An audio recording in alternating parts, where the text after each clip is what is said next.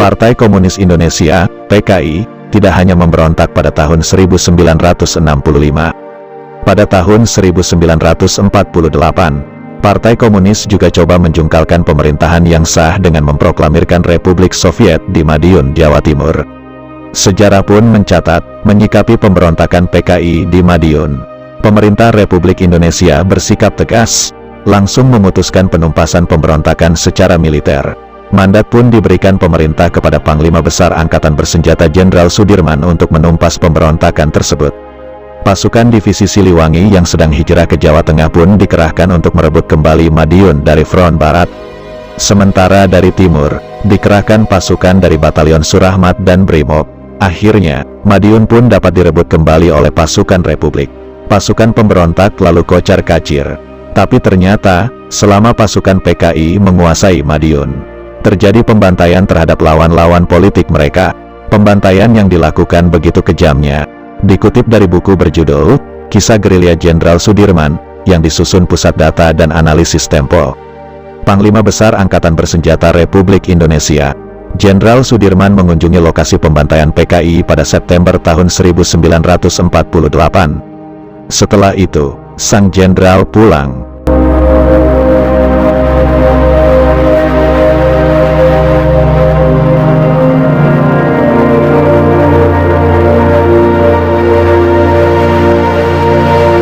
Setiba di rumah, Panglima yang sangat dicintai para prajurit TNI ini mengeluh kepada istrinya.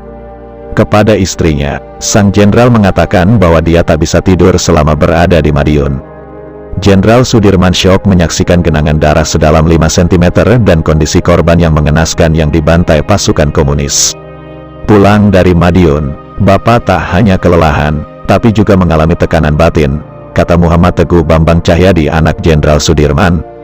Setelah bercerita kepada istrinya, Jenderal Sudirman langsung mandi, tapi tak mau menggunakan air hangat.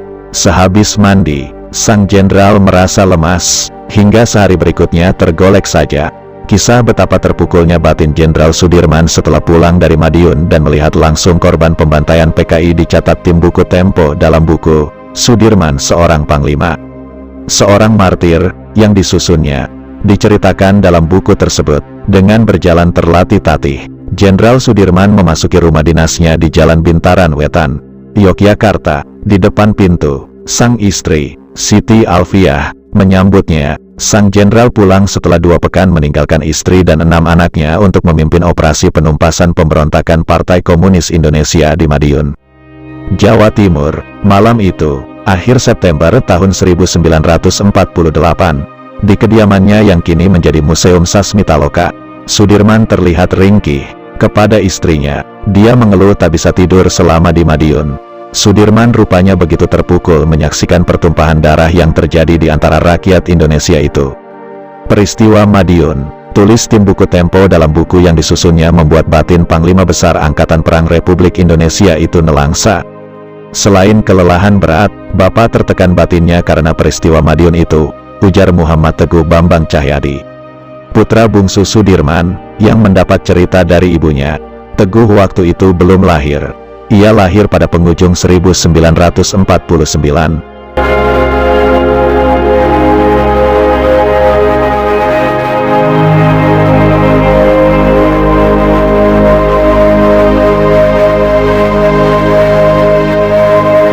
Malam itu, kendati kondisi kesehatannya turun, Sudirman tetap mandi dengan air dingin.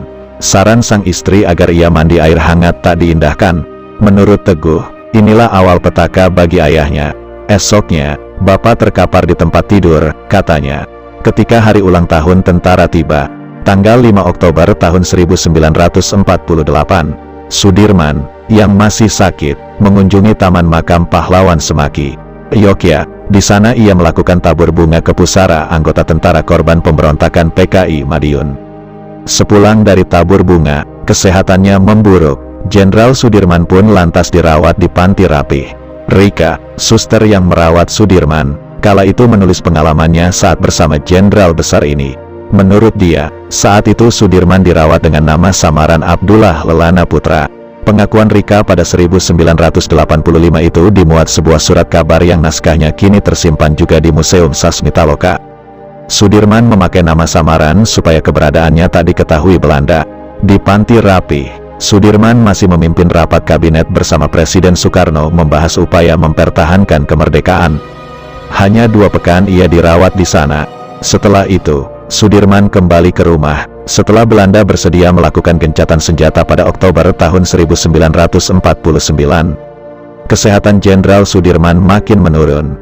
Kondisi kesehatannya kian mencemaskan. Dokter memintanya kembali ke Panti Rapih. Tapi sang jenderal memilih beristirahat di Wisma Tentara di Badakan, Magelang. Tapi tetira sejuk dengan pemandangan Gunung Sumbing itu tak bisa membuat kesehatan sang jenderal membaik. 3 bulan di sana, Jenderal Sudirman kerap muntah darah. Juga di tempat tidur, Dr. Hussein dari Rumah Sakit Magelang bolak-balik memeriksa dan menungguinya. Saat itu, "Bapak tinggal tulang dan kulit saja," kata Teguh. Anaknya, seolah-olah mendapat firasat hari kematiannya segera tiba.